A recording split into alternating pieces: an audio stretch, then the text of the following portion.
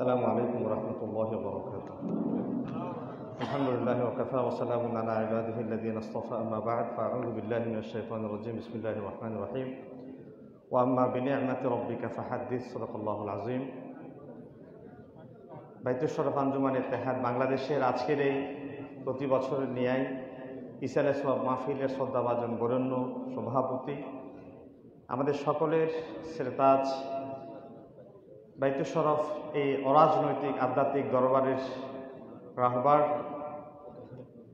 অসংখ্য কিতাবের লেখক, গবেষক, আন্তর্জাতিক ইসলামিক ব্যক্তিত্ব আল্লামা শাহ আব্দুল হাই নদভী দামত বরকাতুহুল আলিয়া, আমার ডানে বামে সামনে পেছনে এত বেশি সংখ্যক মুহাদ্দিসিন কেরাম, প্রফেসর, ডক্টরস উপস্থিত আছেন। অনেকের কাছেই সরাসরি আমি পড়াশোনা করেছি, বিশেষ করে আমার ডক্টর আব্দুল কাদের নিজামী সাহেব হুজুর দামত বরকাতুহুম সহ, যাদের সামনে সাহস নিয়ে কথা বলা আসলে বড় দুঃসাহসিকতা।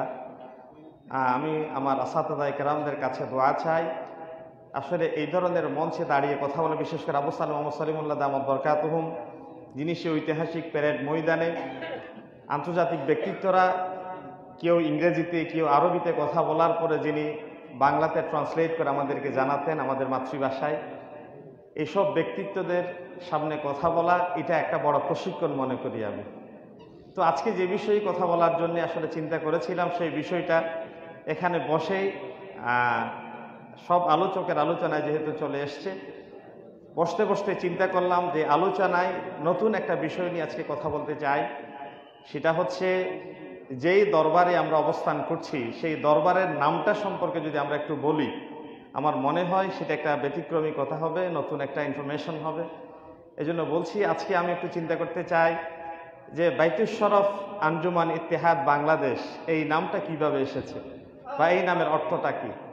আমাদের প্রাণ পুরুষ, আমাদের মুর্শিদ, আমাদের রাহবার, আমাদের আধ্যাত্মিক জগতের পথপ্রদর্শক যিনারা ছিলেন, ওনারা আমাদের সামনে এই ধরনের অরাজনৈতিক তৌহিদপন্থী একটি দরবার এবং যার চমৎকার একটা নাম দিয়েছেন, সেই নামটা একটু আপনাদের সামনে সংক্ষেপে পেশ করছি। নাম্বার 1, এই দরবারের নামের পরিচয়ের আগে ছোট্ট একটা কথা বলি, যে কথাটা আলোচনার দাবি রাখে বলা, সেটা হচ্ছে এটা কোন দরবার। এটা এমন একটি দরবার যেটা সমাজ সেবামূলক কর্মকাণ্ডে নিজেকে পুরো দরবারকে নিয়োজিত করে রেখেছেন সে আজ থেকে 1952 সাল থেকে প্রায় অর্ধ শতাব্দী ধরে। যার একটা বাস্তব নমুনা হচ্ছে এই দরবারকে নিয়ে, বাইতুল শরফকে নিয়ে ইতিমধ্যে এমফিল ডিগ্রি শেষ করেছেন এই দরবারেরই একজন গোলাপ, আমাদের ভাই মৌলানা মাহবুবুর রহমান, যিনি দারুল উলুম আলিয়া মাদ্রাসায় প্রভাষক হিসেবে আছেন। আমি বড় আশ্চর্য হয়েছি এটা দেখে। আমি এর আগে জানতাম না আসলে বাইতুল শরফ এই দরবার এটা যে সমাজসেবা অধিদপ্তরে নিবন্ধিত একটি দরবার, নিবন্ধিত একটি কাফেলার নাম, যেই কাফেলা সরকার কর্তৃক নিবন্ধিত সমাজ সংস্কারে বা সমাজ সেবায় নিজেদেরকে নিয়োজিত রেখেছে। কয়টা দরবার বাংলাদেশে আমার আছে আমার জানা নেই। যার গুরুত্বপূর্ণ একটা দৃষ্টান্ত হচ্ছে আমি অনেকবার এই কথা এই মসজিদে বলেছি। আমার পরম শ্রদ্ধাভাজন এই দরবারের প্রাণ পুরুষ মুয়াসসিস যিনি ছিলেন মীর আখতারুল কাদের রহমতুল্লাহ আলাইহি, তিনি চুনতি মাদ্রাসার ছাত্র ছিলেন না। তিনি প্রতি বছর চুনতি মাদ্রাসায় গিয়ে একটা মোটা অঙ্কের ফান্ড দান করতেন। হুজুরের পরে ওনার যোগ্য উত্তরাধিকার উত্তরসূরি শাহ সুফি আল্লামা আব্দুল জব্বার রহমতুল্লাহ আলাইহি, তিনিও গিয়ে চুনতি মাদ্রাসায় একটা ফান্ড দিতেন। তিনিও চুনতি মাদ্রাসার ছাত্র ছিলেন না। দুই হুজুরের, দুই পীরের ধারাবাহিক পরিক্রমায় চুনতি মাদ্রাসায় দান করা দেখে একজন প্রশ্ন করে বসলেন, হুজুর আপনার পীর, আপনার মুর্শিদ এই মাদ্রাসায় পড়েন নাই, আপনিও পড়েন নাই, আপনি এই মাদ্রাসায়, আপনার পীরও এই মাদ্রাসায় প্রতি বছর মোটা অঙ্কের দান করতেন, আপনিও করছেন, ব্যাপারটা কি বুঝলাম না। হুজুর একটা চমৎকার কথা বলেছিলেন। কথাটা ছিল বলে যে একটি সরকারি রাস্তা, আমি যদি একটি ফলবান বৃক্ষ সরকারি রাস্তায় রোপণ করি, আমি কোনো সময় মুসাফির হয়ে এই রাস্তা দিয়ে হেঁটে যাওয়ার সময় একটা ফল যদি আমার ভাগ্যে, আমার রিজিকে বা আমি মুমুক্ষ থাকা অবস্থায় যদি পাই, অন্তত একটা ফল পেয়ে কিছুটা ক্ষুধা নিবারণের তো সুযোগ পাবো।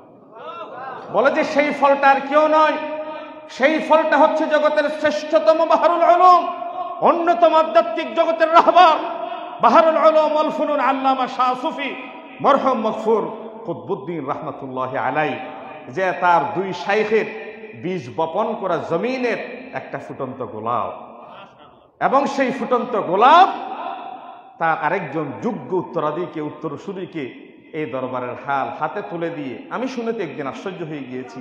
আমি মনে করেছিলাম কমিটির মাধ্যমে এই দরবারের পীর নির্বাচিত হয়। খোদার কসম করে বলছি, ওই দিনের পর থেকে এই দরবারের প্রতি 1000 নয় কোটি গুণ বেশি আবেগ কাজ করছে। হুজুর এন্তেকালের আগে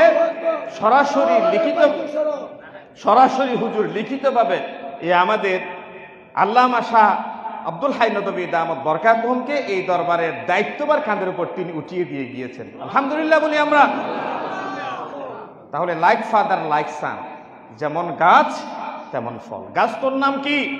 বলো যে আমার নাম আমার ফলে পরিচয়। যেমনটা শাহ মীর আব্দুল জব্বার শাহ মীর আখতারুল কাদের রহমতুল্লাহি আলাইহি, তেমনটা শাহ আব্দুল জব্বার রহমতুল্লাহি আলাইহি আমার মৌলানা লোকমান সাহেব চমৎকার করে একটা উদাহরণ দিয়েছেন, আমি পুনরাবৃত্তি করছি না। তিনিও তার যোগ্য উত্তরসূরি শাহ মোহাম্মদ কুতবুদ্দিন রহমতুল্লাহি আলাইহিকে বাছাই করেছিলেন। আর তারপরে পৃথিবীর কোন দরবার আছে এমন? আমার তো মনে হয়, আমার মন চাচ্ছে এখন, আমি কিছুদিন আগে যখন এমফিলে ভর্তি হয়েছিলাম, আমার শ্রদ্ধাভাজন ওস্তাদ শাহ আমাদের আব্দুল কাদের নিজামী দামত বরকাতুহুম তো ইতিমধ্যে পিএইচডি শেষ করে এই দরবারের একটা গোলাপ হিসেবে গুরুত্বপূর্ণ ভূমিকা পালন করছেন। আমি এমফিলের বাছাই করছিলাম কিছু বিষয়, যে কাকে কাকে নিয়ে বা কোন কোন দরবার বা কোন কোন ব্যক্তিত্বকে নিয়ে এমফিল পিএইচডি করা যায়। অনেকগুলো ব্যক্তিত্বের নাম সামনে নিয়ে আসলাম। তো অনেকগুলো ব্যক্তিত্ব থেকে বাছাই করতে করতে আমার একজন সুপারভাইজার, নাম বলছি না, উনি আমাকে বললেন, একজন ব্যক্তিকে নিয়ে এমফিল পিএইচডি করার সময় তার এতটা বইয়ের লেখনী, এতটা প্রকাশনা হওয়া চাই, নতুবা তাকে নিয়ে পিএইচডি এমফিল করা যায় না। আমার এখন বিশাল বড় একটা আশার সঞ্চার তৈরি হয়েছে আমার মনে। হুজুরের জীবদ্দশায় আল্লাহ হুজুরকে হায়াতের তৈয়বা দান করুক বলে আমিন। হুজুরের জীবদ্দশায় হুজুরকে নিয়ে যেমনি ভাবে আবুল হাসান আলী নদভী রহমতুল্লাহি আলাইহিকে নিয়ে আমাদের সাতকানিয়া লোহাগাড়ার মাননীয় এমপি মহোদয়ের ছোট ভাই আল্লামা হুসামউদ্দিন দামত বরকাতুহুম তিনি পিএইচডি করেছেন আবুল হাসান আলী নদভী রহমতুল্লাহি আলাইহির জীবনী নিয়ে, এবং অসংখ্য মানুষ তার জীবনী নিয়ে পিএইচডি এমফিল করেছেন। আমার মনে বড় আশার সঞ্চার হলো যে হুজুরের 250-এর অধিক কিতাব লিখে যে তিনি যাচ্ছেন, আরো কিতাব যুক্ত হচ্ছেন। আমি মোসা সাহেব হুজুরের সাথে মাগরিবের পরে বসে কথা বলছি, এখন হুজুর কোনো কিতাব যন্ত্রস্থ আছে কিনা? বলে যে বাবা কত কিতাব যন্ত্রস্থ আছে, সেটা আমি তোমাকে ভাষায় বলে শেষ করতে পারবো না। সুবহানাল্লাহ বলেন না? বলে যে হুজুরের জীবদ্দশায় হয়তোবা আমি বা অন্য কেউ এমফিল পিএইচডি করা শুরু করবেন। এটা আমাদের জন্য বিশাল বড় একটা আস্থা এবং ভরসার জায়গা। এখন আমার প্রথম পাঠ আলোচনা সংক্ষেপে শেষ করছি। বাইতুশ শরফ তার মানে হচ্ছে সম্মানের ঘর। সম্মানের ঘর, বাইতুশ শরফ শব্দের অর্থ, এই আঞ্জুমানে ইত্তেহাদ বাংলাদেশের আগে বাইতুশ শরফ এই শব্দটা যুক্ত করেছিলেন আমার শাহ সুফি আল্লামা আব্দুল জব্বার রহমতুল্লাহি আলাইহি। কেন সম্মানের ঘর এই শব্দটা যুক্ত করেছিলেন? এই বাইতুশ শরফ দরবার কি নিয়ে কাজ করে? এই দরবারের প্রথম কাজের ভিত্তি হচ্ছে মসজিদ। আর নবী করিম সাল্লাল্লাহু আলাইহি ওয়াসাল্লাম মক্কাতুল মুকাররমা থেকে মদিনাতুত তয়্যিবায় গিয়ে সর্বপ্রথম যে কাজটা করেছিলেন, তিনি নির্মাণ করেছিলেন মসজিদে কুবা। আর মসজিদে কুবার বাইরে একটা লম্বা হাদিস লেখা আছে, কেউ যদি নিজের আবাসস্থল থেকে উজু করে এসে মসজিদে কুবায় 2 রাকাত নামাজ আদায় করে, আপনি লাখ টাকা খরচ করে সৌদি আরব গিয়ে উমরা করে আসলে কবুল হইতেও পারে নাও পারে, কিন্তু মসজিদে কুবায় নিজের ঘর থেকে উজু করে যদি 2 রাকাত নামাজ আদায় করেন, একটি মকবুল উমরার সওয়াব আপনার আমলনামায় লেখা হয়ে যাবে। সুবহানাল্লাহ বলেন। বিশ্বনবী যেভাবে মক্কা থেকে মদিনায় গিয়ে মসজিদে কুবা নির্মাণ করে মসজিদ ভিত্তিক সমাজ সংস্কারের পরিকল্পনা হাতে নিয়েছিলেন আমার শাহ সুফি আল্লামা আব্দুল জব্বার রহমতুল্লাহি আলাইহি। বাইতুশ শরফ সম্মানজনক একটা ঘর নাম দেওয়ার মাধ্যমে বাইতুশ শরফ এই দরবার শিরক বেদাত মুক্ত রাজনৈতিক একটি দরবার, মসজিদ ভিত্তিক সমাজ সংস্কার করার একটা সুন্দর পরিকল্পনা আজ থেকে 50 বছর আগে তিনি পরিকল্পনা নিয়েছিলেন। সুবহানাল্লাহ বলি আমরা। আর কারা মসজিদ বিনির্মাণের কাজ করে? সূরা তাওবার 18 নম্বর আয়াত আল্লাহ তাআলা বলছেন, তাদের পক্ষেই মসজিদের ভূমিকা, মসজিদের দায়িত্ব নিয়ে সম্ভব যাদের ভিতরে এই গুণগুলো আছে। কি গুণ? ইন্নামা ইয়ামুরু মাসাজিদাল্লাহ, তারাই আল্লাহর ঘর মসজিদের ইমারতের দায়িত্ব পালন করতে পারে, ভিত্তি দিতে পারে, সংস্কার করতে পারে, দায়িত্ব গ্রহণ করতে পারে। মান আমানা বিল্লাহ, যার আল্লাহর প্রতি ঈমান আছে, ওয়াল ইয়াউমিল আখির, পরকালের প্রতি বিশ্বাস আছে, ওয়া আকামাস সালাহ, মসজিদ শুধু বিনির্মাণ করে না, মসজিদের মুসল্লিরও ব্যবস্থা করে। অনেক মানুষ এমন আছে মসজিদ বিনির্মাণ করে, ঠিক আছে, কোটি কোটি টাকা দিয়ে বিশাল বিশাল প্রজেক্ট মসজিদের, কিন্তু এই মসজিদে যারা দাড়ি নিয়ে টুপি নিয়ে যায় তাদের তালিকা করতেও আবার তারা দেরি করে না। এমন অনেক মসজিদের বিনির্মাতাও আমাদের সমাজে আছে না নাই? এই ধরনের মসজিদের বিনির্মাতা আমাদের শাহ সুফি আল্লামা আব্দুল জব্বার রহমাতুল্লাহ আলাইহি ছিলেন না। তিনি মসজিদ বিনির্মাণ করেন, মুসল্লিও তৈরি করেন এই জিকিরের মাধ্যমে। ও আতা যাকাত, চতুর্থ নাম্বার, যাকাত দেন, যাকাত উত্তোলন করে বন্টন করে। ওয়ালাম ইয়াখশা ইল্লাল্লাহ, 5 নাম্বার বৈশিষ্ট্য হচ্ছে আল্লাহ ছাড়া তার অন্তরে পৃথিবীর অন্য কোনো মানুষের, অন্য কোনো শক্তির, অন্য কোনো প্রাণীর ভয় থাকবে না। এই 5টা শর্ত যদি কেউ পূরণ করতে পারে, আল্লাহ তাআলা গ্যারান্টি দিয়ে কথা বলছেন, ফাআসা উলাইকা আন ইয়াকুনু মিনাল মুহতাদিন। আমি আল্লাহ বলছি তার জন্য হেদায়েত নিশ্চিত, তার জন্য হেদায়েত নিশ্চিত। আমি আজকে অনেক চিন্তা করলাম সূরা তওবার এই 18 নম্বর আয়াত নিয়ে। শাহ আমির আখতারুল কাদের রহমাতুল্লাহি আলাইহি, শাহ সুফি আল্লামা আব্দুল জব্বার রহমাতুল্লাহি আলাইহি, শাহ মাওলানা কুতুবউদ্দিন রহমাতুল্লাহি আলাইহি, বাহরুল উলুম আল্লামা শাহ আব্দুল হাই নদভী দামাত বরকাতুহু, এই 4 জন আমার রাহবার, আমার মুর্শিদকে এক জায়গায় একত্রিত করে এই 5টা বৈশিষ্ট্য পাওয়া যায় কিনা দেখলাম। নাম্বার 1, আল্লাহর প্রতি ঈমান। আমাদের পীর মুর্শিদের আল্লাহর প্রতি ভরসা আছে না নাই? একটা আওয়াজ দিয়ে শুনতে চাই, আছে না নাই? আল্লাহর প্রতি শুধু ঈমান নয়, একটা কথা বলে আমার আলোচনাকে সংক্ষেপ করতে চাই। প্যারেড ময়দান তাফসীরুল কোরআন মাহফিল হবে। আল্লামা শাহ আব্দুল জব্বার রহমাতুল্লাহি আলাইহি হচ্ছেন উদ্বোধক। এখন নানা দিক থেকে হুজুরকে বলা হচ্ছে আপনি উদ্বোধন করতে যাবেন না, রাষ্ট্রীয় সমস্যা আছে। হুজুর যেই চেয়ারে বসা ছিলেন, দাওয়াতে দিন একটা বই আছে মাঠে, ওই বইতেই লেখাটা আছে। হুজুর একটা চেয়ারে বসা ছিলেন, পায়ের নিচে ছিল মাটি। হুজুরকে অনেকেই বলছে হুজুর আপনি এই মাহফিল উদ্বোধন করতে যাবেন না, আর হুজুর পা দিয়ে মাটিতে আঘাত করে বলছিলেন যে পীরগিরি আমার ইসলামী আন্দোলনের পথে বাধা হয়ে দাঁড়ায়, ওই পীরগিরিকে আমি আজকে মাটির নিচে দাফন করে দিলাম। আল্লাহু আকবার। ইমানের মজবুতি আছে না নাই? ইমানের মজবুতি না থাকলে, আল্লাহর প্রতি অবিচল বিশ্বাস না থাকলে, বাংলাদেশে বাইতুল শরফ দরবারের মতো একটি গুরুত্বপূর্ণ জায়গায় বসে এই ধরনের দুঃসাহসী কথা বলা, দুঃসাহসী পদক্ষেপ নিয়ে সাধারণ কোনো মানুষের পক্ষে সম্ভব নয়, ঠিক কিনা বলেন?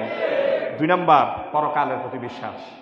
পরকালের প্রতি বিশ্বাস আছে বলেই 91 ঘূর্ণিঝড়েই এই যে আজকে আলেম ওলামারা যেভাবে গুরুত্বপূর্ণ ভূমিকা পালন করছে, আসুন্নাহ ফাউন্ডেশন যেভাবে অগ্রগতি ভূমিকা অবতীর্ণ হয়েছেন, আজকে আসুন্নাহ ফাউন্ডেশন 2022 সালে করছে।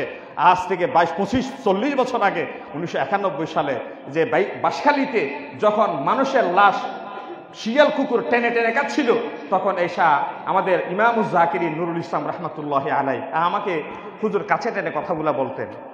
হুজুর এবং শাহ আব্দুল জব্বার রহমাতুল্লাহি আলাইহির ফান নিয়ে এই যে বাঁশখালী আরো বিভিন্ন বন্যা দুর্গত এলাকায় গিয়ে হুজুর দান করতেন, খোঁজখবর নিতেন, ঘর বিনির্মাণ করে দিতেন, মসজিদ বিনির্মাণ করে দিতেন, নামাজ প্রতিষ্ঠার কথা, যাকাত দেওয়ার কথা, সর্বোপরি নিজের মনে আল্লাহর ভয় লালন করতেন এবং জাকিরিনদের ভেতরে, শাকিরিনদের ভিতরে আল্লাহর ভয় তৈরি করার মাধ্যমে ক্ষুধা, দুর্নীতি, দারিদ্র মুক্ত একটি সমাজ বিনির্মাণের জন্য শক্ত একটা ভূমিকা পালন করার যে গুরুদায়িত্ব পালন করছে, সেই দরবারের নাম হচ্ছে বাইতুল শরফ আঞ্জুমান ইত্তেহাদ বাংলাদেশ।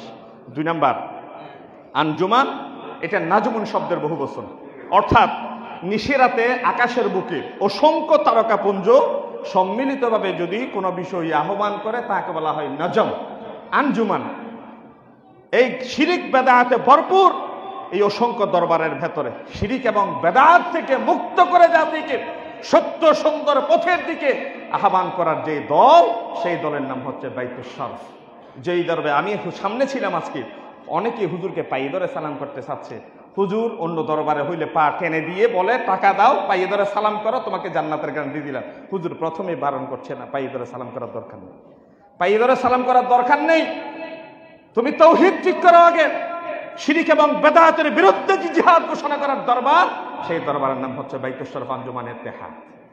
এই জন্য বলি, অসংখ্য তারকাপুঞ্জ যেভাবে আহ্বান জানায়, ঠিক হেদায়েতের মশাল নিয়ে শিরিক এবং বেদাতের বিরুদ্ধে আহ্বান জানানোর এই দরবারের নাম হচ্ছে বাইতুল শরফ।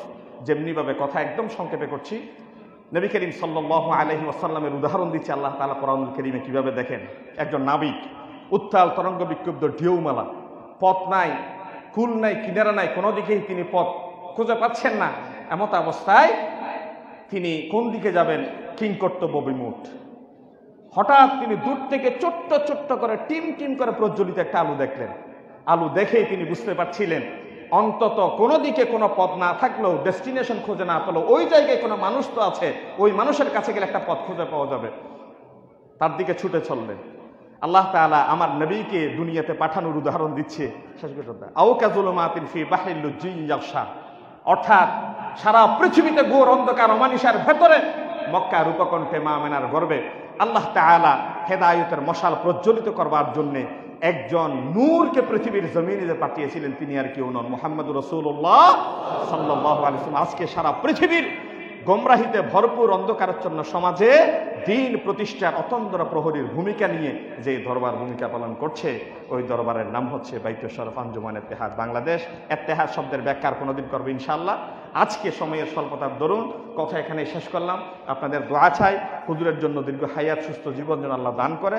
ওমা আলাইহিল বালাগ। আসসালামু আলাইকুম ওয়া রাহমাতুল্লাহি ওয়া বারাকাতুহু।